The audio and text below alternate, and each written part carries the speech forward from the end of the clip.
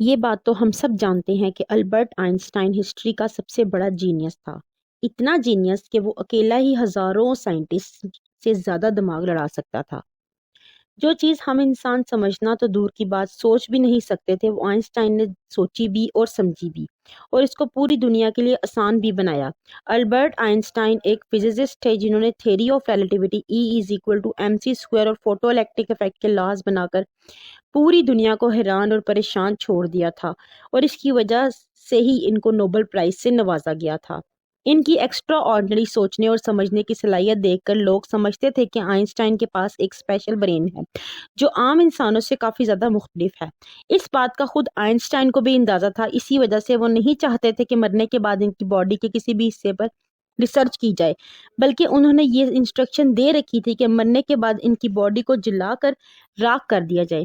لیکن پھر وہی ہوا جس کا آئنسٹائن کو ڈر تھا۔ 18 اپریل 1955 کو پرنسٹن ہاسپٹل میں جب آئنسٹائن کا انتقال ہوا تو ٹاپسی کے لیے یعنی موت کی وجہ جاننے کے لیے جو ڈاکٹر آیا، اس نے چپکے سے آئنسٹائن کا برین نکال لیا، کیونکہ اس کو یہ جاننے کی کیوریوسٹی تھی کہ دنیا کے سب سے بڑے جینیس کے برین میں آخر ایسا کیا ہے۔ ٹاپ 5 کی اس ریسرچ ویڈیو میں خوش آمدید۔ اگر آپ کو ویڈیو پسند آ رہی ہے تو اس کو لائک اور چینل کو سبسکرائب ضرور کریں اور کسی بھی طرح کی رائے ضرور دیں۔ ناظرین، آئنسٹائن کا برین چرانے والے ڈاکٹر تھامس ہاروے تھے، جن کو اپنے ساتھ ہونے والے انجام سے زیادہ اس اسپیشل برین کو اسٹڈی کرنے کی دلچسپی تھی۔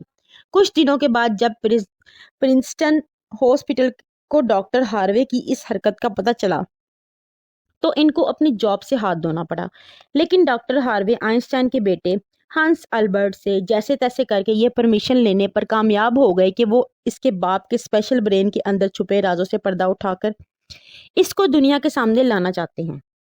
اس دن کے بعد سے شروع ہوا اس برین کا لمبا ترین سفر۔ ڈاکٹر ہاروے ایک پیتھولوجسٹ تھے جو صرف پوسٹ مارٹم کرنا جانتے تھے۔ یہ ان کا صرف خیال تھا کہ وہ اتنے بڑے جینیس کے برین پر ریسرچ کر پائیں گے۔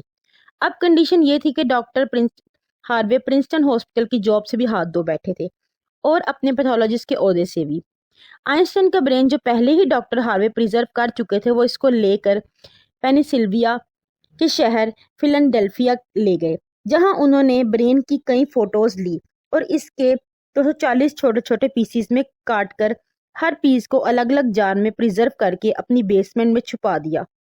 اسی مسئلے کو لے کر ڈاکٹر ہاروے کا اپنی بیوی کے ساتھ کئی بار جھگڑا بھی ہوا، کیونکہ ان کی بیوی اکثر یہ دھمکی دیتی تھی کہ وہ اس برین کو اٹھا کر کہیں پھینک دیں گی۔ ایک دن جھگڑا اتنا بڑھ گیا کہ دونوں میاں بیوی کو ڈیورس لے کر الگ ہونا پڑا اور ڈاکٹر ہاروے برین لے کر کنساس کے شہر وچیٹا چلے گئے، جہاں وہ ایک بایولوجیکل لیب میں میڈیکل سپرنٹینڈنٹ کی نوکری کرنے لگے، اور یہاں وہ اپنے فارغ ٹائم میں آئنسٹائن کے برین پر خوب اسٹڈی کرنے کی کوشش کرتے۔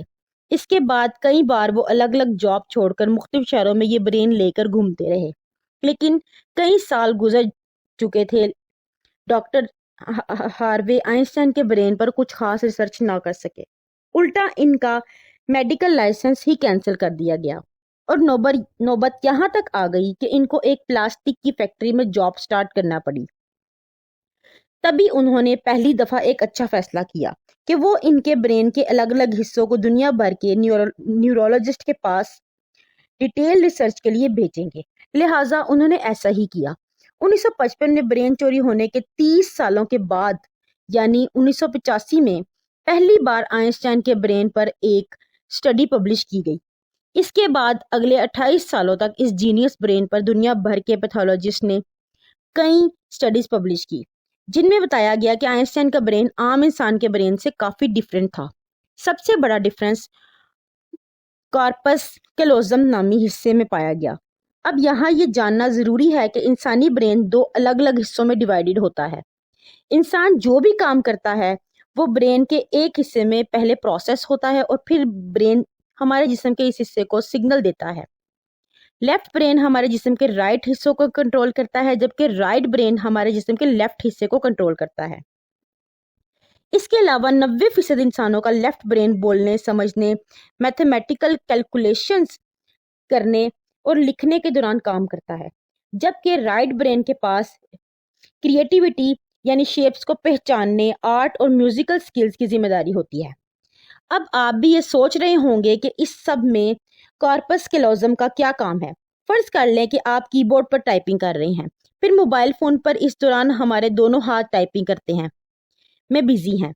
کچھ الفابیٹس ہمارا سیدھا ہاتھ ٹائپ کر رہا ہے تو کچھ الٹا ہاتھ۔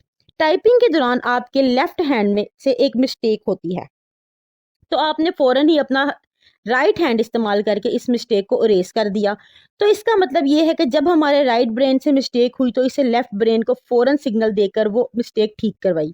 برین کے دونوں حصے آپس میں جس چیز کے تھرو کمیونیکیٹ کرتے ہیں اس کو کارپس کیلوزم کہا جاتا ہے، اور آئنسٹائن کا کارپس کیلوزم عام انسانوں کے مقابلے میں کچھ زیادہ ہی بڑا تھا، یعنی ان کا لیفٹ اور رائٹ برین کا آپس میں بہت سٹرونگ کنیکشن تھا، جس کی وجہ سے آئنسٹائن ایک ہی وقت میں کافی کمپلیکس پرابلمز اور سچویشنز کو امیجن کر سکتے تھے۔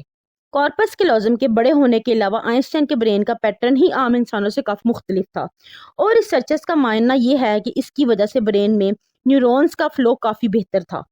نیورونز کے اچھے فلو ہونے کا مطلب یہ ہے کہ ان کی میتھمیٹیکل کیلکولیشنز کی پاور کافی زیادہ سٹرونگ تھی۔ Albert Einstein complex mathematical problems کو بغیر پین اور پیپر کے اپنے دماغ کی مدد سے ہی سولو کرنے کی قابلیت رکھتے تھے۔ نیورون زیادہ ہونے کی ایک اور وجہ بھی ریسرچ پیپرز میں بتائی گئی۔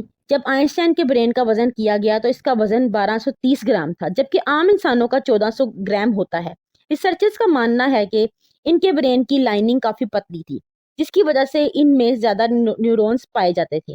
لیکن سب سے بڑا سوال ابھی بھی وہی تھا کہ کیا آئنسٹائن ایسے اسپیشل برین کے ساتھ پیدا ہوئے تھے یا ان کے پیدا ہونے کے بعد اس میں چینجز آئی تھی؟ جانچ کے بعد معلوم ہوا کہ جب البرٹ آئنسٹائن پیدا ہوئے تھے تو پورے 5 سالوں تک بول نہیں سکتے تھے، جبکہ دوسرے بچے 2 یا 3 سال کی عمر میں بولنا شروع کر دیتے ہیں۔ جب انہوں نے بولنا شروع بھی کیا تب بھی وہ زیادہ بولنا پسند نہیں کرتے تھے، بلکہ ہمیشہ اپنی سوچوں میں ہی گم رہتے تھے۔ ان کے پاس چیزوں کو میمورائز کرنے کی پاور کافی کم تھی، یہاں تک کہ ان کو سمپل میتھ کے ٹیبل یاد کرنے بھی مشکل لگتے تھے۔ وہ میتھ اور نمبرز کو لاجیکل طریقوں سے پروسیس کرنے کے ماسٹر تھے، نہ کہ ان کو رٹا لگا کر یاد کرنے کے۔ اسکول لائف میں باقی ہر سبجیکٹ میں آئنسٹائن فیل ہوتے تھے، صرف میتھ اور سائنس کے۔ وہ واحد سبجیکٹ تھے جس میں آئنسٹائن کے نمبر سب سے زیادہ آتے تھے۔ جب البرٹ آئنسٹائن 12 سال کے تھے تب ایک فیملی ٹیچر اپنی جیومیٹری کی بک ان کے پاس بھول گئے۔ حیرت انگیز طور پر صرف ایک ہی دن میں آئنسٹائن وہ پوری بک پڑھ کر اپنے جیومیٹری کے کنسیپٹ کلیئر کر بیٹھے۔ نہ صرف اتنا بلکہ صرف 14 سال کی عمر میں ہی انٹیگرل اور ڈیفرینشیل کیلکولس کے ماسٹر بن چکے تھے۔ میتھس اور سائنس میں ان کی اتنی سٹرونگ گرپ تھی کہ جب وہ کلاس روم میں کوئی سوال پوچھنے کے لیے کھڑے ہوتے تھے تو پروفیسر گھبرانے لگتے تھے، کیونکہ آئنسٹائن کے اکثر سوال ٹیچرز کے بھی اوپر سے گزر جاتے تھے۔ چھوٹی سی عمر میں ہی وہ اس یونیورس کے لاس کو ایک چھوٹی سی ایکویشن میں بند کرنا چاہتے تھے، اور یہی انہوں نے اپنی زندگی کا مقصد بنا لیا تھا۔ 26 سال کی عمر میں آئنسٹائن نے 4 ریسرچ پیپرز پبلش کر کے پوری دنیا کو حیران کر ڈالا، اور اسی وجہ سے ان کو پی ایچ ڈی کی ڈگری اور ہیومینٹی کے لیے اعلیٰ کردار ادا کرنے کی صورت میں نوبل پرائز سے نوازا گیا۔ اس کا اندازہ آپ صرف اس بات سے لگا لیں کہ آج بھی آئنسٹائن کے ان تھیریز کے بنا اب سائنس بالکل ادھوری ہے۔ کئی ڈاکٹر اور سائنٹسٹ نے یہ نتیجہ نکالا کہ آئنسٹائن کا برین ان کے پیدا ہونے کے بعد اسپیشل بنا تھا، جس کی سب سے بڑی وجہ یہ تھی کہ جب ان کو اپنے سوالوں کا کوئی جواب نہیں ملتا تھا تو وہ خود اپنے دماغ کی مدد سے جواب تلاش کیا کرتے تھے۔ چھوٹی عمر میں ہی ایسا کرنے سے ان کا برین اسی حساب سے ڈیولپ ہوتا گیا۔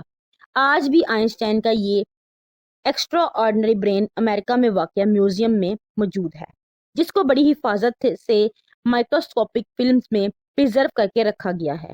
گیم آف مائنڈ کی سیریز میں اگر البرٹ آئنسٹائن کا ذکر نہ ہو تو وہ سٹوری ادھوری ہوتی ہے۔ امید کرتی ہوں سامعین، ناظرین، آپ کو آج کی ویڈیو پسند آئی ہوگی۔ آئندہ آنے والی ویڈیو تک کے لیے اللہ نگہبان۔